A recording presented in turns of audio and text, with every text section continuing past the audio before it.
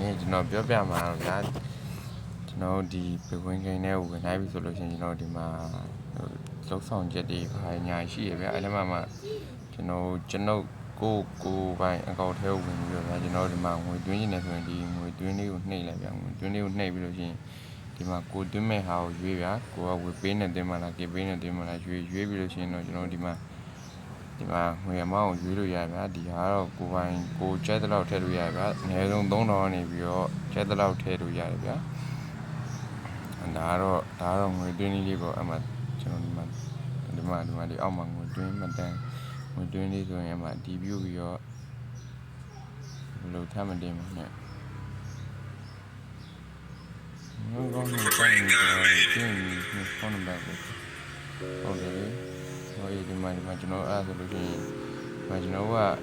ဒီဟွာလေးကို copy ယူပြီးတော့ငွေလွှဲလိုက်ပြီဆိုလို့ရှိရင်ဒီနာပြည့်စုံတော့ငွေပေးချင်ပြီဆိုတာလည်းနှိမ့်လိုက်ပြီးတော့ပြီးပြီဗျာဆောက်ပတ်တယ်အဲ့ဒီဟာဖုန်းလာမင်းက copyright ညှိအောင်မယ်အဲ့တော့မှဒါမတင်ချင်ဘူးဆိုရင်ကျွန်တော်ဖြတ်သိမ်းလို့ရဗျာဒီဖြတ်သိမ်းပြီးတော့ရှင်းပြမယ်ငွေထုတ်မှတန်းငွေထုတ်မှကြာကျွန်တော်တို့ဒီမှာတခါလေးအကောက်ကချိန်ရဗျာအကောက်ချိန်ပြီးလို့ရှိရင်ဒီမှာဝေးနဲ့ထုံးမလားကေဝေးနဲ့ထုံးမလားဘန်ကတ်နဲ့ပဲထုံးမလားကျွန်တော်ကြိုက်တာနဲ့ထုတ်လို့ရဗျာဒီမှာ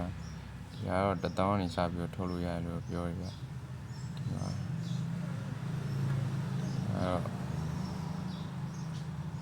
နေလာပြောပြအဲ့ဒါလေးပေါ့နော်ဟိုအကောက်ဖွင့်ပြီးတော့